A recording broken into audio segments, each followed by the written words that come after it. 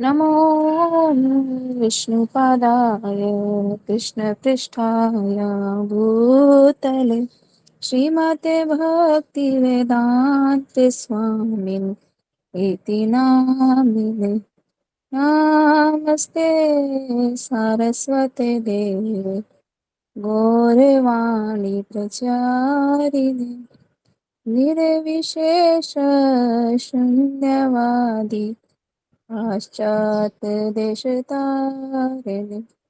जय श्री कृष्ण चैतन्य प्रभु नित्यानंद नंद श्री अद्वैत गदाधर श्रीवासदि गौर भक्तवृंद।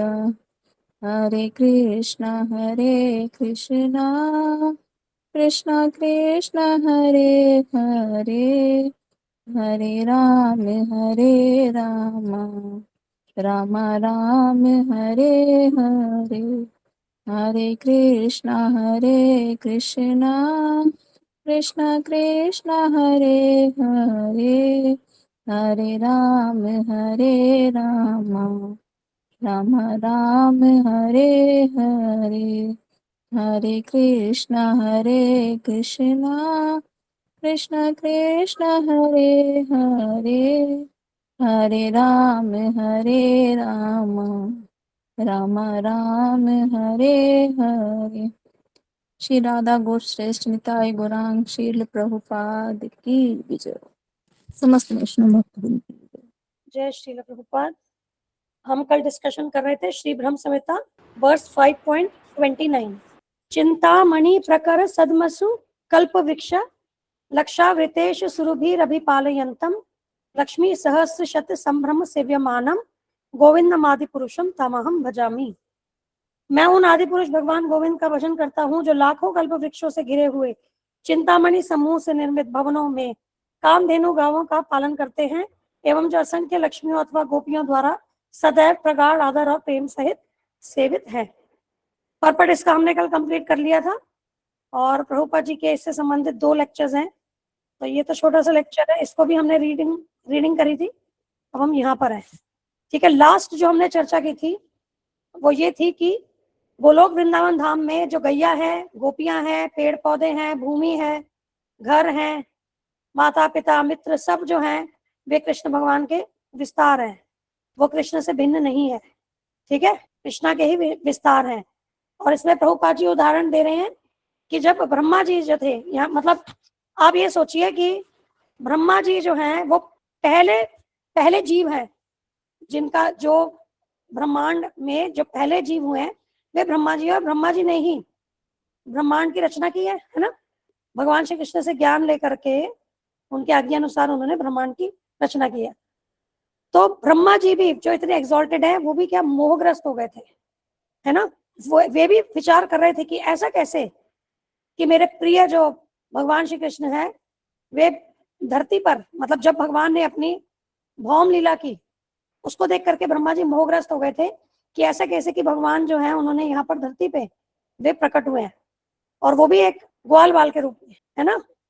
तो वो चेक करना चाह रहे थे, वो देखना चाह रहे थे कि वास्तव में वे कृष्ण है कि नहीं। तो उन्होंने क्या किया था, बाल ग्वाल जो भगवान के फ्रेंड्स है उनको और गैया को सबको क्या उन्होंने चुरा लिया था और एक गुफा में रख दिया था, ठीक है। तो जब ये सारी गैया और ये ग्वाल बाल ये तो सारे गुफा में क्या सो रहे थे, मतलब ब्रह्मा जी ने ऐसा ही अरेंजमेंट किया कि उनको चुरा करके गुफा में सुला दिया था। परंतु और उसके बाद ब्रह्मा जी वहां देखने गए कि अब देखते हैं कि क्या वास्तव में ये जो बालक के रूप में जो लीला कर रहे हैं ग्वाल बाल के रूप में, ये वास्तव में भगवान श्री कृष्ण है। और देखा तो सारी गैया और सारे ग्वाले जो है वे पुनः जो है वे वहां वृंदावन में लीला कर रहे हैं भगवान के साथ। तो क्योंकि उसमें क्या किया था, कृष्णा ने विस्तार कर दिया था अपना, और गैया ग्वाले जो थे वो वही स्थिति में थे जैसे थे। तो ब्रह्मा जी को वैसे दिखे तो वो फिर आश्चर्यचकित हुए और फिर वे समझ पाए कि ये जो बाल ग्वाल के रूप में लीला करे वास्तव में पूर्ण पुरुषोत्तम भगवान श्री कृष्ण है, ठीक है। अब इसमें रेफरेंस प्रभुपाद जी ने श्री ईशोपनिषद से दिया है, जो इन्वोकेशन मंत्र है इसमें, ओम पूर्णमः पूर्णमिदं पूर्णात् पूर्णम उदच्यते पूर्णस्य पूर्णमादाय पूर्णमेव अवशिष्यते, तो यहाँ बता रहे हैं कि भगवान जो है ना वे पूर्ण है, इसीलिए जो भी इकाइयां उनसे निकलती है वे भी सब क्या है, पूर्ण है। ठीक है, अपने आप में सब पूर्ण है वो। और भगवान क्योंकि पूर्ण है तो इतनी इकाइयां भगवान से निकलने के बाद भी भगवान पूर्ण रहते हैं, उनमें कुछ कमी नहीं रह जाती है, वो अपूर्ण नहीं हो जाते हैं, वे पूर्ण रहते हैं। ठीक है, तो इसीलिए यहाँ पर देखें तो वृंदावन में, मतलब वृंदावन में भगवान और जितने भी भगवान के पार्षद हैं जो भगवान की सेवा कर रहे हैं, अब हमने कल ये भी बात की थी कि विभिन्न विभिन्न रूप में वहां सेवा कर सकते हैं, है ना। जो मोर बन के सेवा करना चाहता है वो जीव वहां पर मोर का शरीर धारण कर लेता है, जो वृक्ष बन के वृक्ष के रूप में सेवा करता है, बछड़े के रूप में कोई सेवा करना चाहे तो वो बछड़े के रूप में करता है। वो वास्तव में क्या है कि हमारे आध्यात्मिक जीवन की, हमारे अस्तित्व की, हमारे जीवन की जो हमारा पर्पस है, जो हमारे जीवन का, हमारे अस्तित्व का उद्देश्य है, उसकी वो परम सिद्धि है। ठीक है, भगवान की सेवा में लगना परम सिद्धि है वो। और वहां सब कुछ जो है वो पूर्ण है, भगवान पूर्ण है, आध्यात्मिक जगत पूर्ण है, आध्यात्मिक जगत में जो सारे जीव हैं वे पूर्ण है, वहां जो भी जिस रूप में वे भगवान की सेवा कर रहे हैं, जिस भी प्रकार से कर रहे हैं, सब कुछ पूर्ण है, वहां पर कोई भी अपूर्णता नहीं है। ठीक है, ये उसी तरीके से है अध्यात्म में, जैसे गुरुजी बताते हैं कि 1 - 1 भी 1 है ना, पूर्ण रहता है, वहां कुछ कमी नहीं होती है। जबकि भौतिक में क्या होता है, 1 - 1 is 0, है ना। या अगर कुछ जैसे भगवान कहते हैं ममे वांश जीव लोके जीव भूत सनातन, कि सारे जो जीव है वे मेरे सनातन अंश है ना। यहाँ पर अगर हम बात करें, अगर पूर्ण में से कुछ अंश निकाला जाए तो वो अपूर्ण हो जाता है ना। उसमें से जब अंश निकाल दिया जाए तो वहां उसकी पूर्णता नहीं रह जाती है, लेकिन अध्यात्म में ऐसा नहीं होता है। ठीक है, अध्यात्म में ऐसा नहीं होता है। अध्यात्म में क्या है, ये सब पूर्ण रहता है, सब कुछ पूर्ण है। और इसमें डॉलर्स का एग्जाम्पल प्रभुपाद जी ने दिया था, आपके पास $100 है, इसमें से अगर आप $100 निकाल देंगे तो 0 हो जाएगा, लेकिन अध्यात्म में ऐसा नहीं होता। $100 में से 100 निकाले तो वापस आपके पास 100 ही बचते हैं। तो इस तरीके से आध्यात्मिक जीवन है, कृष्ण है, और जो वृंदावन में पूरा अरेंजमेंट है, वो धाम, सेवा, जीवों की नित्य पार्षद जो भगवान के, उनके रिलेशनशिप, सब कुछ पूर्ण है। और ये धीरे धीरे हम कब समझ सकते हैं, जब हम आध्यात्मिक जीवन में आगे बढ़ेंगे। ठीक है, जब हमारी चेतना जो है वो विकसित होगी, तब हम इस बात को समझ पाएंगे। क्योंकि अभी हम इसको कॉन्टेम्पलेट नहीं कर सकते, नहीं समझ सकते, क्योंकि क्या है, हमने ऐसे एक्सपीरियंस ही नहीं देखा अपने आसपास, है ना। हम कितना समझेंगे, जितना हमने आसपास कुछ अनुभव किया है हम उससे रिलेट करेंगे। लेकिन ये ऐसी चीज है, ये मतलब आध्यात्मिक जीवन में, जो आध्यात्मिक जीवन की जो क्वालिटी है, या वो आध्यात्मिक जीवन कैसा है, उसे हम भौतिक बुद्धि से नहीं समझ सकते, भौतिक चेतना से नहीं समझ सकते, इस भौतिक एक्सपीरियंस से नहीं समझ सकते। इसके लिए हमें आध्यात्मिक स्तर पे होना होगा, और जैसे जैसे हम भक्ति में आगे बढ़ते हैं, हमारी चेतना शुद्ध होती है, हम स्पिरिचुअल प्लेटफॉर्म पे आते हैं, हम इन चीजों को समझ सकेंगे। ठीक है, और चेतना की शुद्धता क्या है, कृष्ण भावना भावित होना, यही चेतना की शुद्धता है। ठीक है, purity of consciousness is what, being Krishna conscious all the time. तो इसका मतलब हम इसको प्रैक्टिकली अब देखिए, अगर हम 24/7 कृष्णा कॉन्शियस नहीं है तो अभी हमारी चेतना शुद्ध नहीं है, अभी उसमें कुछ मलिनता है, कुछ गंदगी है, कंटेमिनेशन है। ठीक है, जब हम पूर्ण रूप से शुद्ध हो जाएंगे, हमारी चेतना पूर्ण रूप से शुद्ध हो जाएगी, तो 24/7 हम कृष्ण भावना भावित रहेंगे, और तब एक्चुअली हम वृंदावन लाइफ को अप्रिशिएट कर पाएंगे, समझ पाएंगे कि वो क्या है, उसको कॉन्टेम्पलेट कर पाएंगे। अभी हम उसको नहीं समझ सकते। ठीक है, अब यहाँ पर प्रहलाद महाराज के विषय में प्रभुपाद जी कह रहे हैं, प्रहलाद महाराज बता रहे हैं कि बहुत सारी ग्रेट पर्सनालिटीज हैं यहाँ यूनिवर्स में। ठीक है, और फिर ये विचार कर रहे हैं, क्योंकि जब नरसिंह देव जी प्रकट हुए थे तो सारी जो ग्रेट पर्सनालिटीज थी, बड़े बड़े महान पर्सनालिटीज, जैसे ब्रह्मा जी हो गए, सिद्ध पुरुष हो गए, शिव जी, सब, लक्ष्मी जी, सारी जो पर्सनालिटीज थी वो सब वहां पर उपस्थित थे श्री नरसिंह देव जी के दर्शन के लिए। तो प्रहलाद महाराज जी ने सोचा कि मैं नरसिंह देव जी को कैसे प्रसन्न कर पाऊंगा, जबकि यहाँ पर ब्रह्मा जी और इतने बड़े बड़े जो पर्सनालिटीज हैं वो यहाँ पर आए हैं, और वे ही उनको शांत नहीं कर पाए हैं, प्रसन्न नहीं कर पाए हैं, क्योंकि भगवान नरसिंह देव जी बहुत ज्यादा उग्र रूप में थे उस समय, क्योंकि उन्होंने जब हिरण्यकशिपु का उद्धार किया था तो उसके बाद वे बहुत उग्र रूप में थे, बहुत गुस्से में थे। तो सबने शांत करने का प्रयास किया, लक्ष्मी जी ने शांत करने का प्रयास किया, ब्रह्मा जी ने शांत करने का प्रयास किया, लेकिन वे सब भगवान को शांत नहीं कर पाए। तो इसीलिए प्रहलाद महाराज सोचते हैं कि मैं कैसे श्री नरसिम्हदेव जी को, भगवान नरसिम्हदेव जी को मैं कैसे प्रसन्न कर पाऊंगा, कैसे शांत कर पाऊंगा। ठीक है, इसके बाद प्रभुपाद जी ने यहाँ पर श्रीमद् भागवतम 7.9.9 ये रेफरेंस यहाँ दिया है, कैंटो 7 में है, स्कंद 7 में प्रहलाद महाराज का ये जो पूरी कथा है ना, स्कंद 7 में है। तो प्रहलाद महाराज continued, one may possess wealth and aristocratic family, beauty, austerity, education, sensory expertise, luster, influence, physical strength, diligence, intelligence, and mystic yogic power. But I think that even by all these qualifications, one cannot satisfy the Supreme Personality of Godhead. However, one can satisfy the Supreme Lord simply by devotional service. Gajendra did this, and thus the Lord was satisfied with him. ठीक है, तो यहाँ प्रहलाद महाराज कह रहे हैं किसी के पास कितना भी धन हो, संपत्ति हो, कितना भी वो उच्च कुल में, एरिस्टोक्रेटिक फैमिली क्या होता है, राजघराने में फैमिली, ठीक है, राजघराने में कोई पैदा हुआ हो, कोई बहुत ज्यादा बहुत सुंदर हो, बहुत बड़ा तपस्वी हो, बहुत बड़ा ज्ञानी हो, तो ऐसे करके, या फिजिकली बहुत स्ट्रांग हो, ठीक है, मतलब बहुत बलशाली हो, बुद्धिमान हो, योगी हो, लेकिन वो भी क्या है, ये सारी क्वालिफिकेशंस भी पूर्ण पुरुषोत्तम भगवान को सेटिस्फाई नहीं कर सकती, उन्हें संतुष्ट नहीं कर सकती। भगवान तो केवल प्रेमा भक्ति से ही संतुष्ट होते हैं, प्रसन्न होते हैं, जिस प्रकार से गजेंद्र ने किया।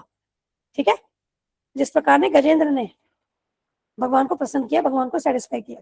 तो इससे उनका कंक्लूजन क्या है, प्रभुपाद जी बताते हैं, उन्होंने कंक्लूड किया कि ये जो बाकी एसेट्स है, जैसे बहुत सारी धन संपत्ति, ठीक है, या ब्यूटी, या जो भी अभी हमने बात की, ये पूरा तो हिंदी ट्रांसलेशन नहीं किया मैंने, कुछ कुछ पॉइंट्स इससे उठाए हैं, इस श्लोक को आप लोग रीड कर लेना, ठीक है, हिंदी में भी। तो जो ये सारी जो क्वालिफिकेशन है क्या है, ये मटेरियल क्वालिफिकेशंस है, मटेरियल एसेट्स है, भौतिक गुण है ये, ठीक है, भौतिक गुण है।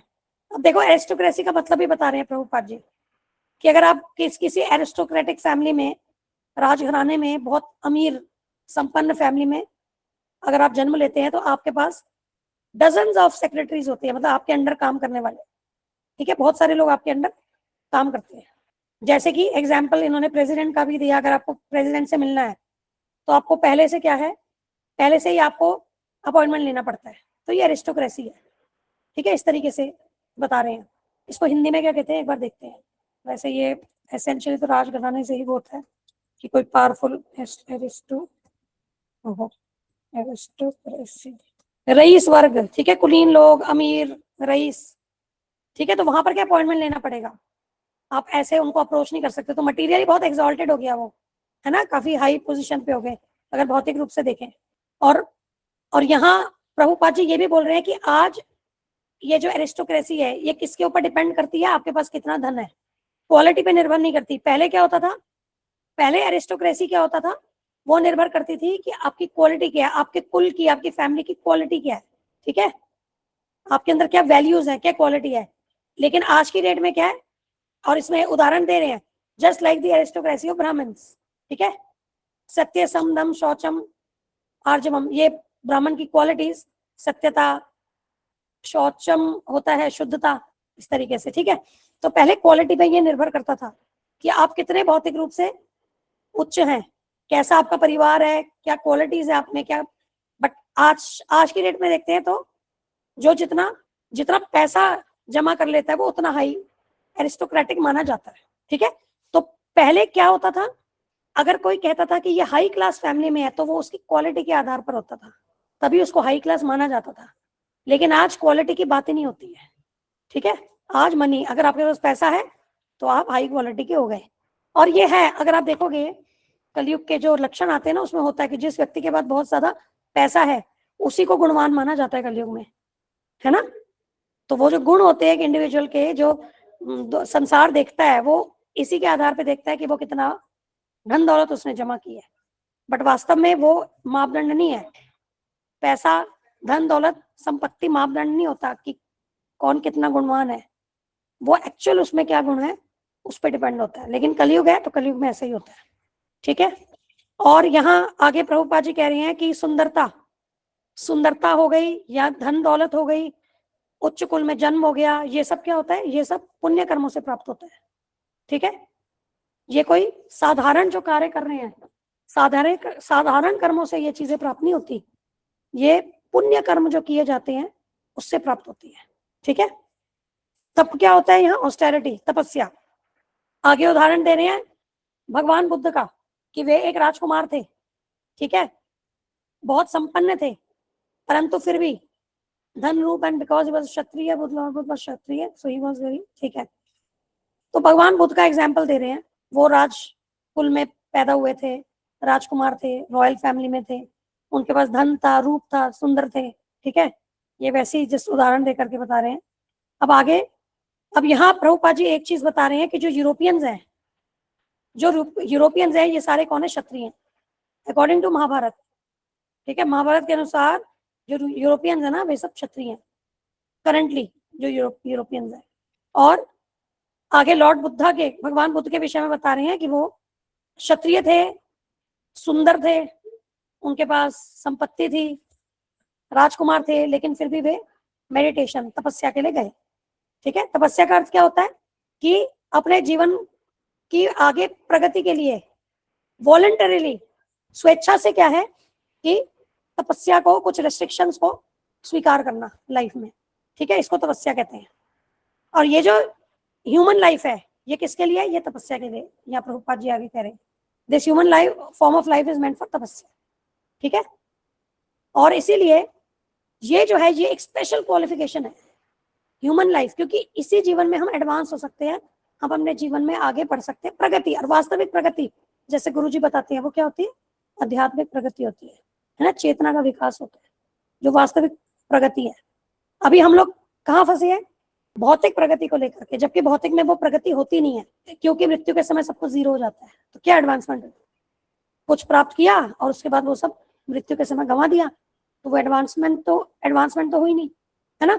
तो ह्यूमन लाइफ में एक स्पेशल क्वालिफिकेशन है कि हमें क्या है? हमें तपस्या करनी चाहिए, तपस्या। और इस जीवन में हम कर सकते हैं तपस्या, इस योनि में, मनुष्य योनि में हमारे अंदर वो सामर्थ्य है कि हम तपस्या कर सकते हैं। लेकिन हम कहाँ भाग रहे हैं? इंद्र तृप्ति की ओर, ठीक है। तो ये जो है ना, ये मिसडायरेक्टेड लाइफ है, ठीक है। We are not fulfilling the purpose of human life. और ये जो कृष्ण कॉन्शियसनेस मूवमेंट है, ये लोगों को क्या एजुकेट करिए कि कैसे इस तपस्या को स्वीकार करें, इसको जीवन में इसका पालन करें, ठीक है। और आगे बता रहे हैं, अगर आपको एक उच्च कुल में आप पैदा हुए, आप बहुत सुंदर हैं, आपके पास बहुत भौतिक ऐश्वर्य है, संपत्ति है, परंतु फिर भी अगर आपने तपस्या नहीं की, तो आपका वो जीवन जो है वो अपूर्ण है, ठीक है। तो इसीलिए तप करना आवश्यक है, ठीक है, चाहे कितने भी आप एजुकेटेड हैं। ये इसी वर्ष को बेसिकली प्रभुपाद जी एक्सप्लेन कर रहे हैं आगे। चाहे कितनी आपको भौतिक एजुकेशन है, लेकिन अगर आप तप नहीं कर रहे हैं, तो क्या है? तो आपका ये जीवन जो है, ये मनुष्य जीवन एक प्रकार से देखे तो व्यर्थ है, ठीक है, ठीक है। फिर से ये भगवान बुद्ध का उदाहरण प्रभुपाद जी आगे दे रहे हैं, तेज प्रभाव, उनकी स्ट्रेंथ का, तेज का, पार का, ठीक है। ये एक एक वर्ड एक्सप्लेन कर रहे हैं बेसिकली। तो बेसिकली यहाँ समझने का बात यह है कि चाहे भौतिक रूप से कितनी भी क्वालिफिकेशंस हम ले लें, कुछ भी अटेन कर लें, लेकिन अगर हम कृष्ण भावना भावित, हमने कृष्ण भावना भावित जीवन नहीं बिताया, कृष्ण की ओर हम नहीं चले, तो वो जीवन जो है ना, वो व्यर्थ है, ठीक है। तो इसीलिए प्रहलाद महाराज कह रहे हैं कि ये जो भौतिक एसेट्स हैं, जो भी भौतिक पोजेशंस है, क्वालिटीज हैं, इनसे हम भगवान को प्रसन्न नहीं कर सकते, ठीक है। तो किसी को ऐसा नहीं सोचना चाहिए कि क्या है कि ये जो लोग जो कृष्ण भगवान का नाम ले रहे हैं, चैंटिंग कर रहे हैं, ये बेचारे गरीब है। जैसे कह रहे हैं ना Prabhupada ji, these boys they are poor boys and they are now chanting Hare Krishna begging something, so because they are poor they require God's name. तो ऐसा नहीं सोचना चाहिए कि ये लड़के जो हैं, ये अगर हरे कृष्ण महामंत्र का जप कर रहे हैं, ये इसीलिए कर और कुछ मांग रहे हैं, ये हरे कृष्ण महामंत्र को जप कर रहे हैं और भगवान से कुछ मांग रहे हैं, और इनके लिए ये चीज बहुत आवश्यक है क्योंकि ये गरीब है, तो इसलिए इनको भगवान का नाम तो लेना पड़ेगा। तो ऐसा नहीं है, ठीक है, कि जो गरीब हैं उनके लिए सिर्फ भगवान का नाम लेना आवश्यक है, हर एक जीव के लिए भगवान का नाम लेना आवश्यक है, ठीक है। और उसके बाद आगे प्रभुपाद जी कह रहे हैं कि इनफैक्ट जो ऑपुलेंसेस होते हैं, जो ऐश्वर्य होते हैं ना, वो वास्तव में डिस्क्वालिफिकेशन है कृष्णा कॉन्शियसनेस के लिए। वो आपके लिए पॉजिटिव नहीं है, आपकी कृष्णा कॉन्शियसनेस को बढ़ाएगी नहीं, वो डिस्क्वालिफिकेशन है, ठीक है, अयोग्यता है। भौतिक ऐश्वर्य कृष्ण भक्ति के लिए, भौतिक ऐश्वर्य कृष्ण भक्ति के लिए अयोग्यता है, क्योंकि उसमें क्या आ जाएगा? अहंकार आ जाएगा, प्राउड हो जाएंगे, है ना। और कृष्ण भक्ति किनके लिए है? जो विनम्र है, ठीक है। और जीसस क्राइस्ट ने भी ये चीज कहा है, ओनली हम्बल एंड मीक, जो विनम्र है वास्तव में वे ही भगवान को प्रसन्न कर सकते हैं, वे ही इस मार्ग पर चल सकते हैं। और अब इसको प्रभुपाद जी ने कनेक्ट किया है श्री चैतन्य महाप्रभु के शिक्षामृत, श्री चैतन्य महाप्रभु के शिक्षाष्टकम से, जो तीसरा वर्ष है उसमें, त्रिनादपि सुनीचेन तरोरपि सहस्रनामानि न मानदेन कीर्तन्य सदा हरि। तो हमें अपने आप को घास के तिनके से भी नीचा समझना चाहिए और एक विशाल वृक्ष से भी हमें अधिक सहनशीलता होनी चाहिए। हमें अपने लिए मान की कभी अपेक्षा नहीं करनी चाहिए और हमें सभी को मान देना चाहिए। और अगर हमारे अंदर ये क्वालिटीज होंगी तभी हम भगवान का नाम जप कर सकते हैं। हम तभी क्वालिफाइड हैं, तभी हम योग्य है कि हम भगवान का नाम जपें। तो ये योग्यता है। अब ये वाला वर्ष देखो, ये क्या है? ये योग्यता है कि जिससे कि हम भगवान का कीर्तन सदैव कर सकें, ठीक है। ये योग्यता है, प्री रेक्विजिट। तो इन क्वालिटीज को हमें कल्टीवेट करना होगा। अब इनको भी हम आर्टिफिशियली कल्टीवेट नहीं कर सकते। जैसे जैसे हम भक्ति करेंगे, शुद्ध होंगे, तो ये क्वालिटी स्वतः आएगी, ठीक है। अब इसीलिए हम लोग जैसे वैष्णव एटिकेट के सेशन है इसीलिए करते हैं, ताकि हम ये जो है, जो बेसिक जो व्यवहार है वो तो समझें कि हमें कैसे करना है, कैसे डील करना है ना, ताकि हमसे अपराध ना हो, हम हमेशा विनम्र रहें।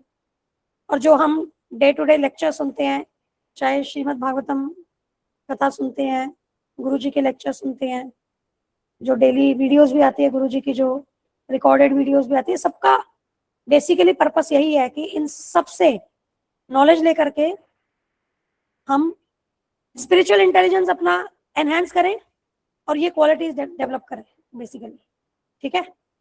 तो सबका पर्पस यही है। अब ये ज्ञान देखो, ये कोई वैसा ज्ञान नहीं है। ज्ञान से क्या आता है? वैसे अगर हम क्या कहते हैं, ज्ञान से क्या आता है? अहंकार आता है ना। जो व्यक्ति बहुत ज्ञानी होता है वो ऑटोमेटिकली आप देखोगे उसको अहंकार भी होता है अपने ज्ञान का। लेकिन अब यहाँ देखिए, ये जो हम डेली ज्ञान सुनते हैं श्रीमद् भागवतम का, भगवत गीता का, उस ज्ञान में और भगवान श्री कृष्ण में कोई भेद नहीं है। वो कृष्ण का ज्ञान है, कृष्ण का उपदेश है ना। तो ये ज्ञान जो है ये तीनों गुणों से परे है, ठीक है। तो अब आप इसको सोचो कि जो अहंकार क्या है? अहंकार रजोगुण में होता है, ठीक है ना। अहंकार रजोगुण में आता है। Being proud is a quality of रजोगुण। अब जब आप ऐसा नॉलेज ले रहे हैं, जब हम लोग डेली बेसिस पे ऐसा नॉलेज ले रहे हैं जो कि तीनों गुणों से परे है, तो ऑब्वियसली उससे हमें, आइडियली अगर हम देखें तो उससे हमें अहंकार नहीं आएगा, उससे हमें विनम्रता आएगी। ऑपोजिट, हम में विनम्रता आएगी, क्योंकि that is a quality of that knowledge. ये स्पिरिचुअल नॉलेज है, तीनों गुणों से परे है, ये भौतिक ज्ञान नहीं है। तो इसमें कुछ भी भौतिक मलिनता नहीं है इस नॉलेज में। तो इसीलिए हम डेली जो भी साधना करते हैं, जो हम ज्ञान लेते हैं, जो हम बुक रीडिंग करते हैं, सब क्या है? सब आध्यात्मिक स्तर पे है ना। तो इसको, और हम चैंटिंग करते हैं, तो ये साथ में जब ये पूरा हम साधना भक्ति का ये सब जब पालन करेंगे तो ग्रेजुअली क्या होगा? हम विनम्र होंगे। ये जो 4 क्वालिटीज जो श्री चैतन्य महाप्रभु यहाँ बता रहे हैं, जो प्री रेक्विजिट है, जो क्वालिफिकेशन है हरिनाम संकीर्तन करने की, हम इन क्वालिटीज को कल्टीवेट करेंगे, ठीक है। तो इस तरीके से भी, इस पर्सपेक्टिव से भी हमें समझना है that why we are doing so many activities. हमें नवधा भक्ति के अनुसार सारा प्रिंसिपल्स फॉलो करने के लिए कहा गया है ना। तो प्रभुपाद जी ने सिस्टम क्यों एस्टेब्लिश किया? बेसिकली इससे हमारी शुद्धि होगी और इससे ये जो क्वालिफिकेशन है ना हमारी, ये डेवलप होगी, तभी तो हम शुद्ध रूप से नाम जप पाएंगे। क्योंकि अल्टीमेटली क्या है, हमें नाम जो जपना है वो शुद्ध नाम के स्तर पे जपना है ना। हमें नाम अपराध और नामाभास से ऊपर उठ करके शुद्ध नाम। अब शुद्ध नाम यदि हमें जपना है तो हमारे अंदर ये क्वालिटीज होनी चाहिए, तभी हम सदैव भगवान का नाम जप कर पाएंगे, कीर्तन कर पाएंगे। तो ये सारे जो साधना भक्ति के जो भी हम एक्टिविटीज करते हैं, बेसिकली उसका आउटकम, जब हमारी चेतना की शुद्धि होगी, उसका आउटकम ये होगा कि ये जो क्वालिफिकेशंस श्री चैतन्य महाप्रभु ने बताई है, हम इन क्वालिफिकेशंस को, मतलब हम क्वालिफाइड हो जाएंगे। ये सब क्वालिटीज हमारे अंदर कल्टीवेट होगी ग्रेजुअली, ठीक है। सिर्फ ये है कि हमें इस प्रोसेस के ऊपर पूरा विश्वास करके आगे बढ़ना है, संकल्प के साथ, ठीक है। Who is fit for chanting Hare Krishna, he is giving the definition.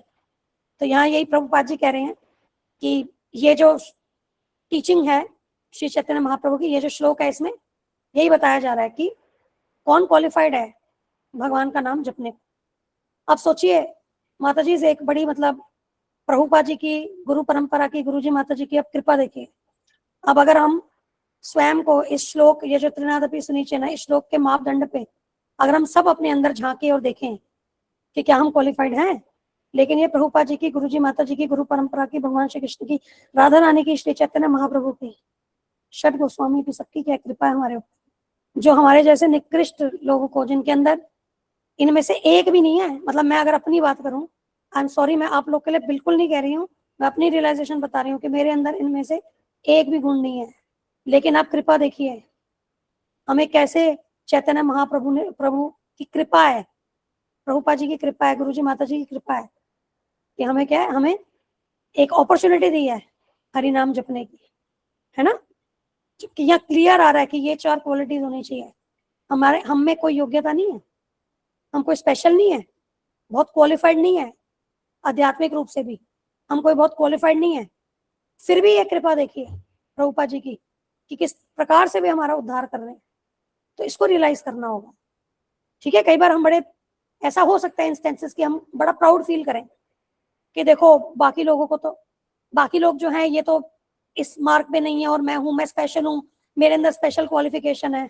हाँ ये जरूर है कि हमने कभी जिज्ञासा की है और वो विश फुलफिलमेंट हमारी हुई है कि वो जिज्ञासा के फलस्वरूप क्या है कि हमें गुरु जी का सानिध्य प्राप्त हुआ, भक्तों का संग प्राप्त हुआ, प्रभुपाद जी की टीचिंग्स से हम अवगत हुए, जिसको हम समझने का प्रयास कर रहे हैं और उसको अप्लाई कर रहे हैं, वो गाइडेंस मिली हमें।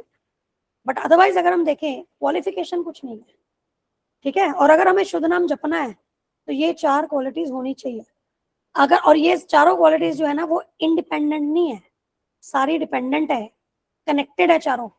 कोई ऐसा नहीं कह सकता कि मैं विनम्र हूं लेकिन साथ में वो मन में कर रहा है कि लोग मुझे क्या रेस्पेक्ट करें, ऐसा नहीं है। जो विनम्र होगा वो सहिष्णु भी होगा, वो अपने लिए मान की इच्छा भी नहीं करेगा और वो सबको मान भी देगा, ठीक है। तो आप इसको एक एक क्वालिटी को पिक करके आप देखो, आप बाकी 3 क्वालिटी से कनेक्ट करो, आपको समझ में आ जाएगा।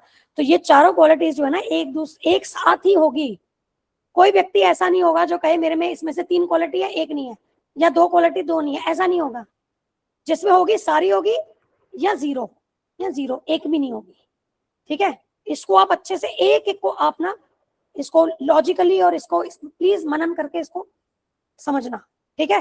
तो अगर मैं अपनी बात करूं, I am not qualified but I am blessed, है ना, ये कृपा है that I have got an opportunity. तो ऐसे ही क्या है कि ये जो हमें अवसर मिला है ना, इसके महत्वता को हमें समझना होगा, तभी हम सीरियस होंगे, ठीक है। ओके, आगे त्रिनादपि सुनीचे ना, इसका मीनिंग प्रभुपाद जी बता रहे हैं कि एक घास के तिनके से भी अपने आप को क्या नीचा मानना, ठीक है। मतलब जब लोग घास के तिनके को रौंदते हैं अपने पैरों से तो वो प्रोटेस्ट नहीं करता, वो विरोध नहीं करता कि मुझे क्यों रौंद रहे, तो ऐसा बनना है, इससे भी हम्बल बनना है, ऐसा भी नहीं। यहाँ क्या बोला है, हम्बलर देन द ग्रास, ठीक है। तो उस घास के तिनके से भी नीचा, उससे भी हम्बल विनम्र हमें बनना है, ठीक है। टॉलरेंट, सहिष्णु, वृक्ष के समान, ठीक है। अगर कोई वृक्ष को काटता है, वृक्ष से फल लेता है, उसकी पत्तियां लेता है, तो भी वो क्या प्रोटेस्ट नहीं करता, विरोध नहीं करता, है ना। और यहां पर भी क्या करें, more tolerant than a tree, more tolerant, ऐसे सहिष्णु वृक्ष से भी अधिक सहिष्णुता लानी है। अब सोचिए, आप इमेजिन कीजिए कि यहाँ उससे भी ज्यादा की बात आ रही है, और जो कितनी सोचने पे इनप्रैक्टिकल लगती है। अच्छा, इससे ज्यादा भी हो सकता है कोई, बट हाँ पॉसिबल है, तभी तो बोला है भगवान ने। अब हमें समझना होगा कि वो क्या लेवल है टॉलरेंस का, या वो क्या लेवल है बीइंग हम्बल, विनम्रता का। मतलब lower than the grass, more tolerant than the tree. अब ये जो वृक्ष होता है ये विरोध नहीं करता और फिर भी ये अपनी छांव देता है ना। कभी बारिश होती है या कभी बहुत गर्मी होती है तो पेड़ की छाया, पेड़ हमें तब छाया प्रदान करता है, अपना शेल्टर प्रदान करता है। वो ऐसा नहीं कहता कि तुमने मुझे काटा, मेरे से फल लिए, मेरी टहनियां तोड़ी, मुझसे पत्तियां ली और अब तुम मेरे अंदर आकर के शेल्टर ले रहे हो मेरे नीचे, नहीं तुम नहीं आ सकते, ऐसा नहीं है ना। वो विरोध नहीं करता। तो ये चीजें बड़ी सटल है। अब देखो नेचर से हम समझ रहे हैं ये चीजें, यहाँ पर श्री चैतन्य महाप्रभु ने नेचर से कनेक्ट करके हमें बताया है। नेचर से हम बहुत कुछ सीख सकते हैं। अगर हम देखेंगे ना, जो उद्धव गीता है उसके स्टार्टिंग में आता है अलग अलग जीवों से कैसे, अब मुझे पूरा ध्यान नहीं है बट लर्निंग आती है कि अलग अलग जीवों से, नेचर से कैसे हम सीख ले करके अपने जीवन में लगा सकते हैं। बट यहाँ पर ये दो बड़े ही इंपॉर्टेंट उदाहरण है कि we are learning this from nature, है ना। नहीं तो अदरवाइज, अब इसके लिए प्रभुपाद जी क्लियरली क्या कह रहे हैं, these things are to be learned how by nature study you can become very educated. तो ये चीज क्या बता रही है कि नेचर को हम स्टडी करके कैसे हम अच्छी शिक्षा, अच्छे शिक्षित हो सकते हैं। और एक्चुअली ये चीजें क्या है, इंटेलिजेंट लोग ही समझ सकते हैं। अब जो लोग इंटेलिजेंट नहीं है वे नेचर का क्या कर रहे हैं, शोषण कर रहे हैं। उनके लिए चाहे घास हो, पेड़ पौधे हो, चाहे जो भी नेचुरल रिसोर्सेज हैं, उनकी कोई वैल्यू नहीं है, ठीक है, उनके लिए कोई वैल्यू नहीं है। अब जो इनको वैल्यू ही नहीं करता, वो इतना मूर्ख है जो इनको वैल्यू ही नहीं करता, तो फिर इनकी क्वालिटी से क्या सीख लेगा, है ना। तो ये नॉलेज भी नेचर से स्टडी करके व्यक्ति अच्छा शिक्षित होता है, पर वो शिक्षा भी वो वही ले सकता है जो बुद्धिमान हो, ठीक है, जो अवेयर हो, जो कॉन्शियस हो। देखो हम क्या बात करते हैं, कॉन्शियसनेस का क्या मतलब होता है, अवेयरनेस, है ना। और ये प्रोपोर्शनल होती है बुद्धि के। अगर कोई हाईली कॉन्शियस है, वो हाईली इंटेलिजेंट है, ऐसे समझिए, ठीक है। इसको आप प्रोपोर्शनेट समझिए, जो जितना, जिसकी चेतना जितनी विकसित है ना, उसकी बुद्धि भी उसी अनुपात पे विकसित है, ठीक है। तो अब सोचो, अवेयरनेस, हम क्या करें, अवेयरनेस, आपके आसपास चीजों की अवेयरनेस, उसकी अंडरस्टैंडिंग, उसको समझना। तो जिनकी उच्च चेतना होगी या एक लेवल तक बुद्धि होगी, वही तो नेचर से कुछ समझ पाएंगे ना। अब जो व्यक्ति की चेतना का स्तर नीचे है, उसका बुद्धि का स्तर, मतलब उसकी बुद्धि का स्तर नीचे है, वो क्या समझेगा। तो इस तरीके से भी समझना है। और बुद्धि का स्तर नीचे कब हो जाता है, कब हम अपने बुद्धि को खो बैठते हैं एक तरीके से, या बुद्धि विभ्रमित कब होती है, जब हम इंद्रिय तृप्ति में लगे होते हैं, जब हमारी इंद्रिय भोग की इच्छा होती है ना। ये भगवत गीता 2nd चैप्टर में आया है 2.62-63, इसके ऊपर ना वीडियो है, मैं भेजूंगी, एक बार देखना कि कैसे क्या होता है कि इंद्रिय विषयों के प्रति आसक्त हो करके व्यक्ति की फाइनली अल्टीमेटली क्या होता है, बुद्धि विभ्रमित हो जाती है, मोह में पड़ जाता है, ठीक है। तो ये चीजें आइडियली कौन समझ सकता है, नॉलेज कौन ले सकता है, जो जो उतना ज्यादा भोग प्रवृत्ति में ना हो। अब उसमें ग्रेडेशन मिलेगी आपको, ठीक है। अब जितना जो भोग की प्रवृत्ति में है, वो ज्ञान नहीं ले पाएगा, क्योंकि उसका ध्यान कहाँ रहेगा, भोग में ही तो रहेगा। लॉजिकली भी देखिए, अब आज बच्चे का भी एग्जाम है, उसको पढ़ना है, उसको खेलने का मन कर रहा है, वो भोग ही तो त्याग रहा है ना, वो खेलने पे जो उसको इंजॉयमेंट मिल रही है, उसको त्याग कर ही तो आ रहा है ना। और आप कमरे में आराम से बैठ करके पढ़ रहा है, तो उसको भोग को छोड़ना होगा, तभी वो बच्चा ज्ञान ले पाएगा। तो उसी तरीके से ज्ञान वही लोग ले सकते हैं जो इंद्रिय तृप्ति के प्रति आसक्त नहीं है। जो जितना आसक्त है वो वही रहेगा, या वो इंद्रिय तृप्ति से संबंधित ज्ञान लेगा, जो कि अज्ञान है वास्तव में। श्री ईशोपनिषद के अनुसार इंद्रिय तृप्ति का जो ज्ञान है, अर्थात जो भौतिक ज्ञान है, जो शरीर से जुड़ा हुआ ज्ञान है, वो क्या है, वो अज्ञानता है, वो वास्तव में अज्ञान है। तो यहाँ जो हम बात करें, ज्ञान की बात कर रहे हैं। ज्ञान मतलब आध्यात्मिक ज्ञान, आत्मा का ज्ञान, भगवान से संबंधित ज्ञान, वो केवल वही ले सकता है जो कि इंद्रिय तृप्ति से कुछ डिटैच्ड हो। फिर धीरे धीरे क्या होगा, ये ज्ञान लेकर के ऑटोमेटिकली क्या है कि डिटैचमेंट भी बढ़ती है और नॉलेज बढ़ती जाती है। नॉलेज एंड डिटैचमेंट एनहांसेस, जैसे जैसे भगवान के विषय में सुनते हैं, भगवान के विषय में जानते हैं, सेवा में लगते हैं, तो नॉलेज और डिटैचमेंट जो है, या साधना भक्ति में लगते हैं, तो नॉलेज डिटैचमेंट अपने आप ही स्वतः ही उस व्यक्ति के पास ना आ जाती है, ठीक है। तो ये भी जो, अब आप देखिए कि ये जो वर्स है, इसकी गहराई देखिए, नॉट एवरीबडी कैन अंडरस्टैंड। जो व्यक्ति को उसकी चेतना ही नहीं है इतना स्तर की, वो प्रकृति को ही कुछ नहीं समझता है, प्रकृति की कोई इंपॉर्टेंस नहीं है उसकी लाइफ में, तो वो अप्रिशिएट भी नहीं करेगा इन चीजों को, ठीक है, वो नहीं समझेगा। अब हमें ऐसे पेड़ से भी, सहिष्णु पेड़ से, इससे भी ज्यादा टॉलरेंट होना है, इससे भी ज्यादा टॉलरेंट होना है, ठीक है। So it is possible to be more tolerant than a tree, more humbler या हम्बलर देन अ ग्रास, ठीक है, इट इज पॉसिबल। जबकि ये एग्जांपल्स देखे तो हमें लगता है कि अब इससे ज्यादा और क्या हम्बल हो सकते हैं। कोई उसको रौंद रहा है और वो प्रोटेस्ट नहीं कर रही है, या कोई पेड़ को काट रहा है, पेड़ प्रोटेस्ट नहीं कर रहा, इससे ज्यादा क्या कोई हम्बल होगा या टॉलरेंट होगा। बट क्योंकि यहाँ चैतन्य महाप्रभु ने बोला है कि हमें इससे ज्यादा, घास से ज्यादा विनम्र होना है और वृक्ष से ज्यादा सहिष्णु होना है, तो वो पॉसिबल है। ठीक है, विल रियलाइज डेफिनेटली, हम जैसे जैसे हमारी चेतना शुद्धि होगी, आगे बढ़ेंगे, तो इस चीज को भी हम रियलाइज करेंगे। ठीक है, अब अगला इसमें क्या है कि अपने लिए कभी भी मान की इच्छा न रखना कि लोग आकर के मुझे दंडवत करें, मेरा सम्मान करें, ये सब नहीं। और हमेशा सदैव लोगों को, बाकी लोगों को क्या है, रेस्पेक्ट देना। ठीक है, अमान ही ना मान देना, अपने लिए कभी भी मान की एक्सपेक्टेशन नहीं रखना और दूसरों को सदैव रेस्पेक्ट देना। ठीक है, अब ये पॉसिबल कैसे होगा, है ना? अब हमें क्वालिफिकेशन तो पता चल गई, लेकिन पॉसिबल कैसे होगा आगे, ये भी यहाँ प्रभुपाद जी बता रहे हैं कि इसको हम कृत्रिम रूप से नहीं कर सकते। ठीक है, कि मैं प्रयास कर रहा हूं कि मैं और ज्यादा विनम्र हूं या वृक्ष से ज्यादा और सहिष्णु हूं, मैं प्रयास कर रहा हूं, ऐसा नहीं। ठीक है, ये कैसे पॉसिबल है?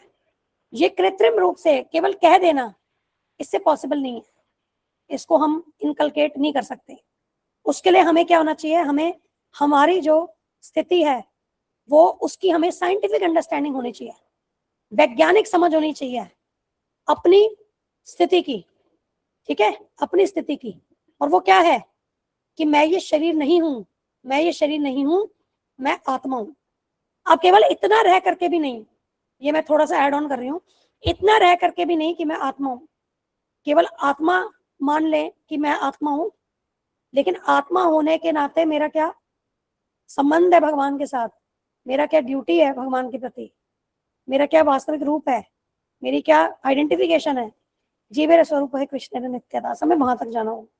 ठीक है, तो यहाँ प्रभुपाद जी क्या बता रहे हैं कि मैं एक आत्मा हूं। अब आत्मा का माप क्या है, आत्मा की मेजरमेंट क्या है, माप क्या है? ठीक है, आत्मा की माप क्या है? बाल का जो अग्र भाग होता है, मतलब पॉइंट ऑफ द हेयर, ठीक है, बाल का अग्रभाग, उसका 1/10,000, 10,000वां हिस्सा, बस इतनी ही आत्मा की माप है।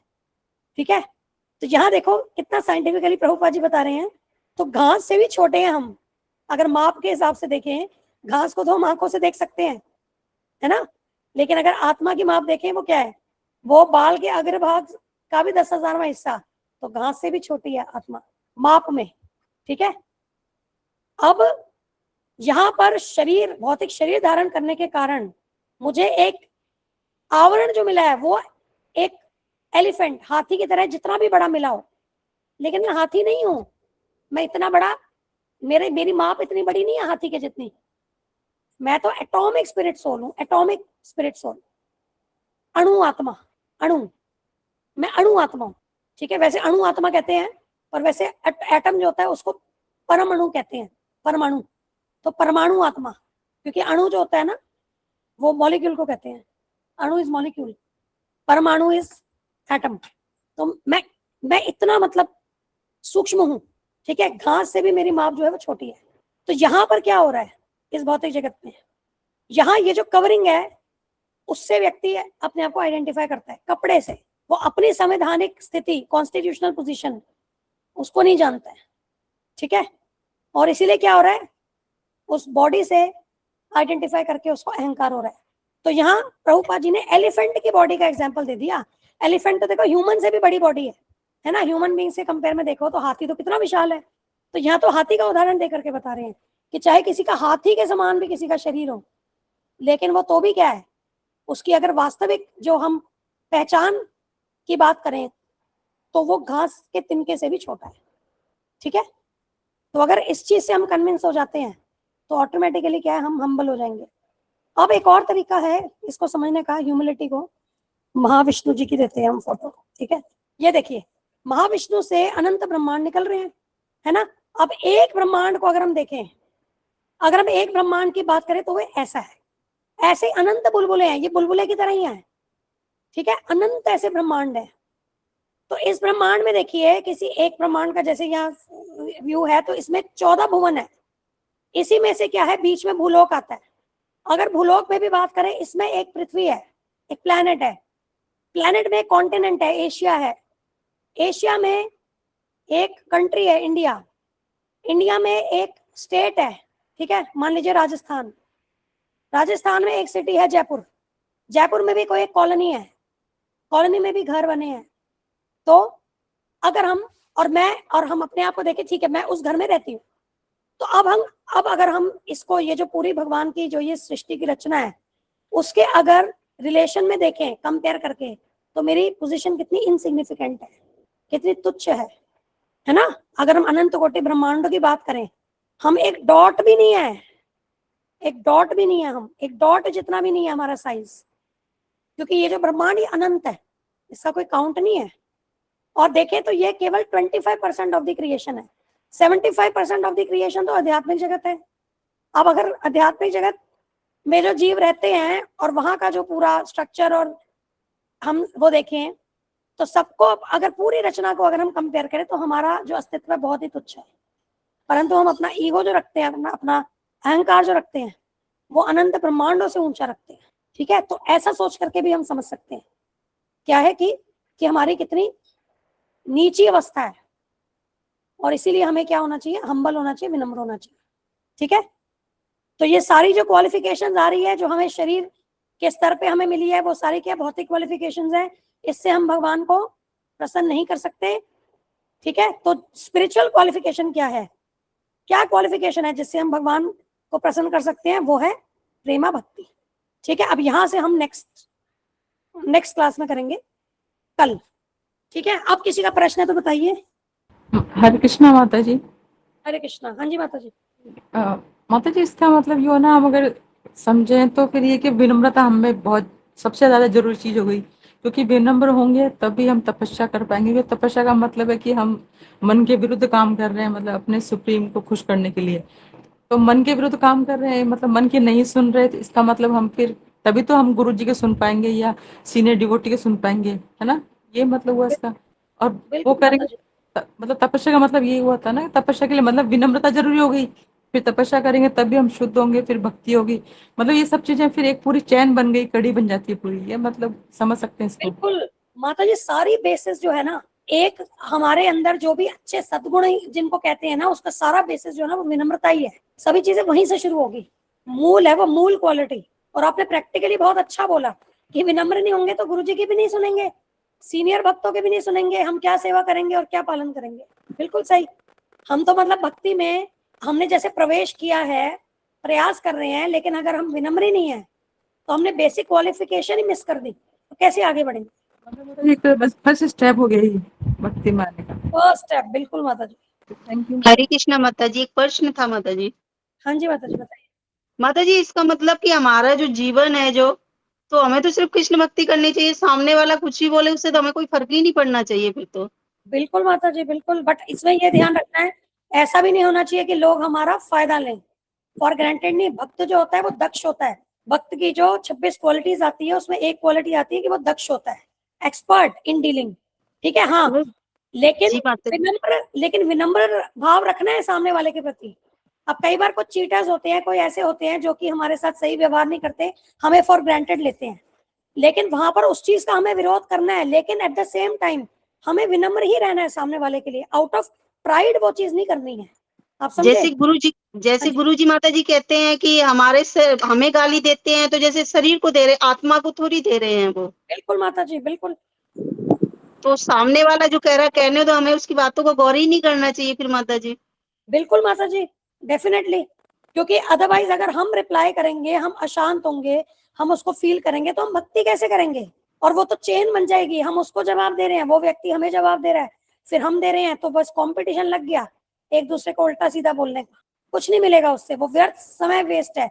और कलयुग का ये लक्षण है, कलह का युग है, छोटी छोटी बातों पे कलह होती है ना। जी माता जी एक प्रश्न और था। जैसे मैंने अभी एक वीडियो में देखा, तो वो सामने एक वीडियो आया था, तो उसमें ये कहते हैं कि सामने वाला अगर तुम्हें गाली दे रहा है तो तुम उसे जवाब मत दो, तो उसका मतलब कि उसकी गाली उसी को लगती है, तुम्हें नहीं लगेगी, क्योंकि तुमने स्वीकार ही नहीं किया उस चीज को। माता जी देखो, अब ऐसी थॉट हमें नहीं रखनी है। हम क्यों चाहें कि सामने वाले को भी लगे, वो भी तो भगवान का दास है ना। जी माता जी। हम जी कौन है, माता दासानुदास। जो व्यक्ति हमें गाली दे रहा है हम उसके भी तो दास है ना। अगर हम कह रहे हैं कि हम दासानुदास हैं, तो कोई व्यक्ति हमसे कैसा भी व्यवहार करे, हम उसके भी तो दास हुए ना। वो भूल गया है कि वो भगवान का भक्त है या नित्य दास है वो भगवान का। हम तो नहीं भूले हैं कि हम भगवान के दासों के दासों के दासों के दासों के दास हैं। तो हमें जी ऐसा फीलिंग भी नहीं रखनी है किसी के प्रति कि उसको लग जाए, ये भी सही जी नहीं है। ठीक है, हमें तो उसमें फीलिंग ये होनी चाहिए, हमारा तो उसके प्रति भी करुणा भाव होना चाहिए कि भगवान आप इन्हें अपनी प्रेमा भक्ति दें, जी प्रभुपाद जी आप माता जी। कृपा करें, इन्हें प्रेमा भक्ति दें। अब देखिए इसको हम कैसे समझेंगे। अब कितनी बार हम ये उदाहरण देते हैं क्योंकि मुझे बहुत अच्छा उदाहरण लगता है। जैसे कि जगाई मधाई थे, अब उन्होंने क्या है, नित्यानंद प्रभु के प्रति अपराध किया था मधाई ने, उसके बाद भी जी नित्यानंद प्रभु ने क्या किया, उन्होंने उनको भगवत प्रेम दिलवाया, श्री चैतन्य महाप्रभु की कृपा दिलवाई।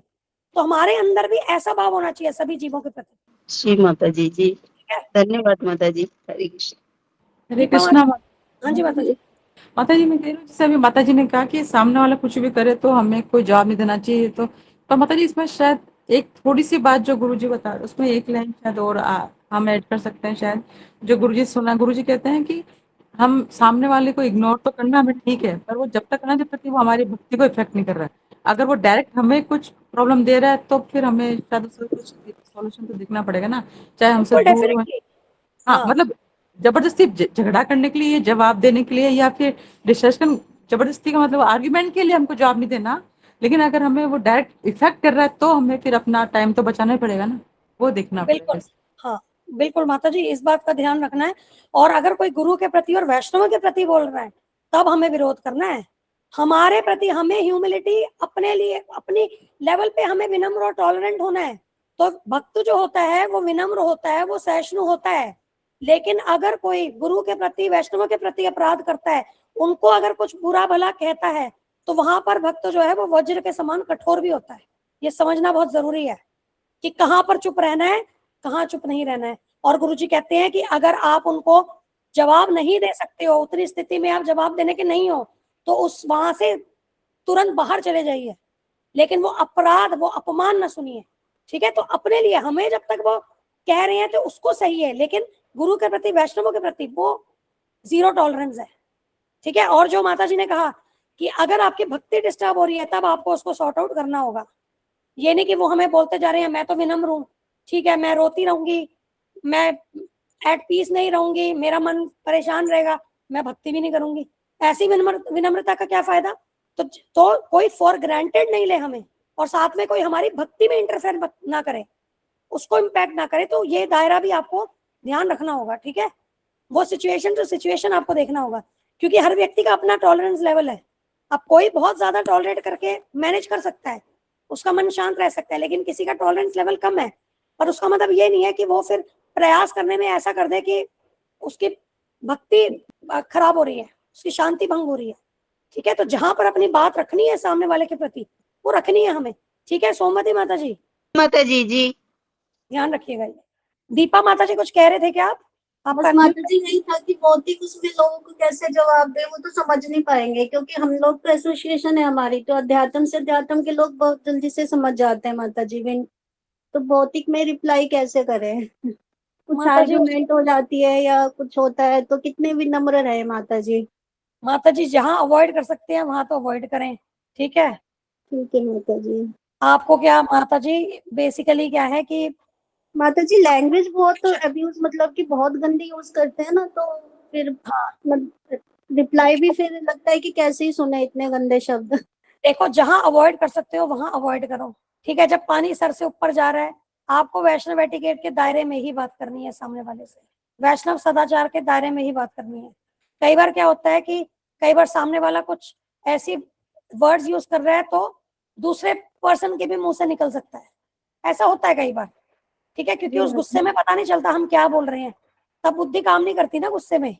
हालांकि चाहे वो सही गुस्सा भी हो, कोई कोई हमें आकर के इतना, बट वो हो जाती है गलती। तो वहां पर आपको वैष्णव एटिकेट के दायरे में ही हैंडल करनी पड़ेगी चीजें, ये तो बहुत जरूरी है।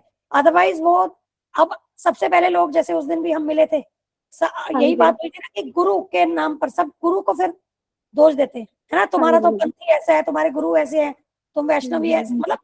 तो बेसिकली हमें वो भी तो ध्यान रखना पड़ेगा ना, तो जी हमारे माता जी। आचरण में, और हमें अपना रिमोट कंट्रोल सामने वाले को क्यों देना है कि हम अपना आचरण से डिविएट हो जाए। तो हमें वैष्णव एटिकेट के दायरे में ही रहना होगा। जो भी हम डीलिंग करें, जिससे भी बात करें, वो वैष्णव एटिकेट के दायरे में ही उसको करना होगा, ताकि कोई हमारे गुरु के प्रति, वैष्णवों के प्रति, भगवान के प्रति कोई उंगली ना उठाए। और यहाँ अगर कई बार लोग इतने ज्यादा अपने आप को वो कर देते हैं ना, फोर्स कर देते हैं ना, हमें इतना बोलते तो हम उसको सह नहीं पाते हैं, तो ऐसे केस में तो चले जाए कमरे से बाहर, बात ही मत करें, हाथ जोड़ के कहिए कि हम प्लीज, हम आपसे क्षमा मांगते हैं, हम इस बारे में प्लीज बात नहीं करना चाहते, कमरे से बाहर निकल जाइए, वो ज्यादा बेटर है। क्योंकि ठीक है कई माता जी। कई बार ऐसी बातें असहनीय हो जाती है, तो सामने रुकना ही क्यों है कि व्यक्ति बोलता जाए, अपने काम में लग जाओ, अपनी चैंटिंग करने लग जाओ, कुछ सेवा में लग जाओ, कुछ कुकिंग, इतनी सारी तो हमारे पास सेवाएं हैं, बिजी रहते हैं, अपने आप को बिजी कर दो, वहां से बाहर निकल जाओ हाथ जोड़ करके कि भाई मैं आपके साथ क्या है कि डील नहीं कर सकती, और आप जैसे जुबान से बात कर रहे हो, मैं ऐसी जुबान से आपके साथ बात नहीं कर सकती, इसलिए आपसे मैं क्षमा मांगती हूँ, मुझे माफ कीजिए, मैं जा करके अपनी सेवाओं में लगूं। अब छोड़ दीजिए वो डिस्कशन, बाहर चले जाइए, ओके माता जी। करके देखिए, फिर देखिए क्या होता है। ओके माता जी।